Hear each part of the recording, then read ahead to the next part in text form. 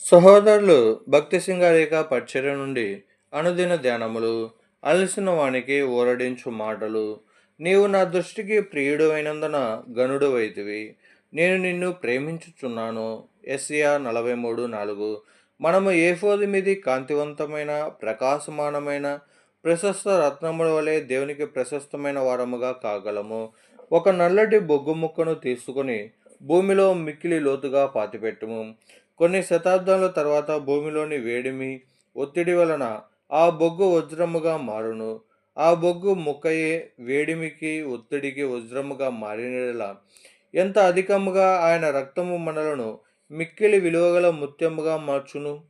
దేవుని దృష్టిలో మనము మిక్కిలి ప్రశస్తమైన వారము. ఇతరులు మనలను వేరే పేర్లతో పిలుచుచుండవచ్చును. మన పొరుగువారు, బంధువులు వివిధ పేర్లతో మనలను ఎగతాళి చేయవచ్చును. మనము బుద్ధిహీనులమని, మొండివారమని అనవచ్చును. కానీ ఆయన ప్రశస్త రక్తము చేత మనము విమోచించబడి ఉండుట చేత యేసుక్రీస్తు ప్రభువు మనలను తన స్వకీయ సంపాద్యమని చెప్పును. నిర్గమ 19:5, ద్వితీయోపదేశకాండం 14:2. యాకోబు అను పేరు నాకర్థము మోసగాడు, కానీ ఇశ్రాయేలు అను పేరునకు రాజకుమారుడని అర్థము. మనము తిరిగి జన్మించక ముందు యాకోబు యొక్క మోసపూరితమైన నల్లని స్వభావమును కలిగి ఉంటిమి. ఆయన యొద్దకు వచ్చి మార్పు చెందుట ద్వారా ఇశ్రాయేలు వలె రాజకుమారుల మొగదుము. న్యాయ విధాన పథకము ఆయన ప్రశస్త రక్తము చేత కొనబడిన వారిని గూర్చి మాట్లాడుచున్నది. వారు ఆయనకి మిక్కిలి ప్రశస్తమైన వారు. వారిని కొనుటకు ఆయనకున్న సమస్తమును చెల్లించెను. మత్తయి 13:44-46లలో పొలమును కొనగోరిన ఒక వ్యక్తిని గూర్చి మనము చదువుచున్నాము. అనుభవం కలిగిన వ్యక్తిగా అతడు ఒక పొలములో దాచబడిన ధనమును కనుగొనెను.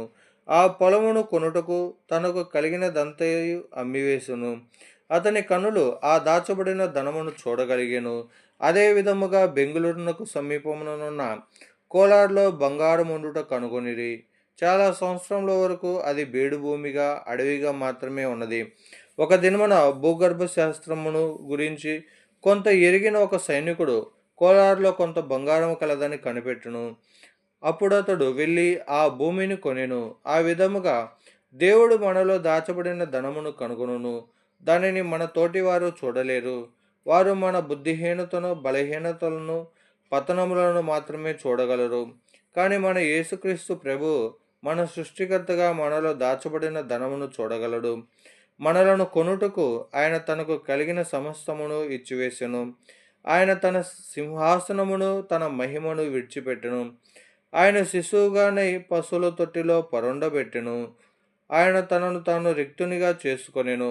ఫలితముగా ఆయన తన కాళ్ళు, చేతులను మేకులు కొట్టుటకు, వీపును కొరడాతో కొట్టుటకు, వెంట్రుకలు పెరుగుటకు, ముఖము ఉమ్మి వేయబడుటకు అప్పగించుకొనెను. పాపముతో, దుర్నీతితో నిండిన మనలను ప్రశస్త రత్నములుగా చేయుటకు ఆయన తన ప్రశస్త రక్తముతో మనలను కొనెను.